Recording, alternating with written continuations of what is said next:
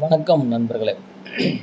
மத்திய அரசு நிறுவனத்தில் nuclear power corporation of India நிறுவனத்தில் தான் வேலைவாய்ப்பு அறிவிப்பு வெளியிட்டிருக்காங்க.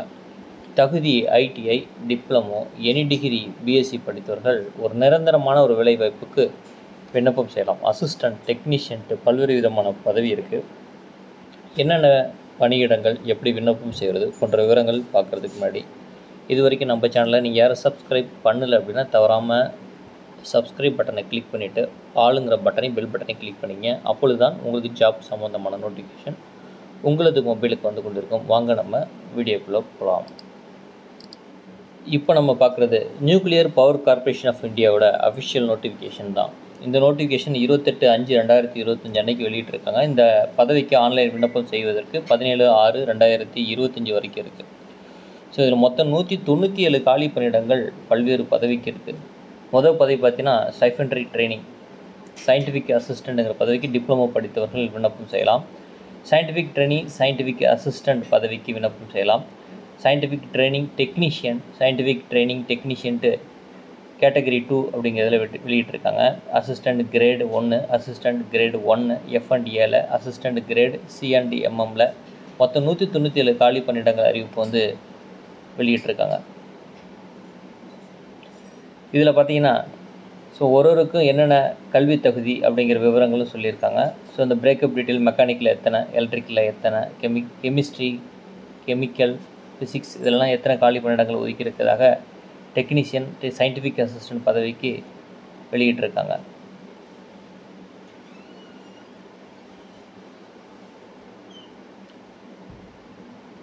எலக்ட்ரிக்கல், எலக்ட்ரானிக்ஸ், கெமிக்கல் பல்வேறு விதமான பிரிவுகளையும் வெளியிட்டிருக்காங்க. ஸோ ஒரு கல்வி தகுதிக்கும் என்னென்ன ட்ரேட் அக்செப்டபுளுங்கிற விவரங்களையும் கொடுத்துருக்காங்க.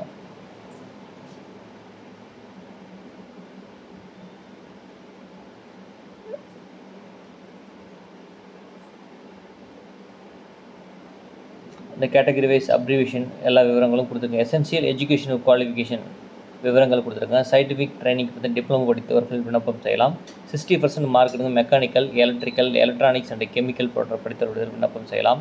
சயின்டிஃபிக் ட்ரைனிங் சயின்டிஃபிக் அசிஸ்டண்ட்டில் பார்த்திங்கன்னா பிஎஸ்சி மினிமம் 60% படித்தவர்கள் விண்ணப்பம் செய்யலாம். பிஎஸ்சியில் ஃபிசிக்ஸ், கெமிஸ்ட்ரி படித்தவர்கள், mathematics, statistics, electronics and computer science போன்ற படிவுகளை படித்தவர்கள் விண்ணப்பம் செய்யலாம்னு சொல்லியிருக்காங்க.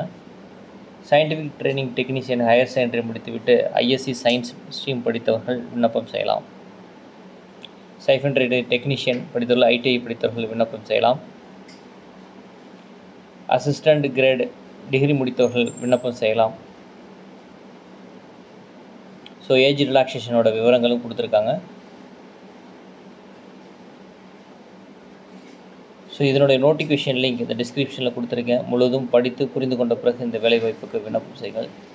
இந்த வேலைவாய்ப்பு தகவல் உங்களுக்கு மிகவும் பயனுள்ளதாக இருக்குன்னு நம்புகிறேன். மொத்தம் இதில் பார்த்தீங்கன்னா 18 பக்கங்கள் இருக்குது. முழுவதும் படித்து புரிந்து கொண்ட பிறகு இந்த வேலைவாய்ப்புக்கு விண்ணப்பம் செய்யுங்கள்.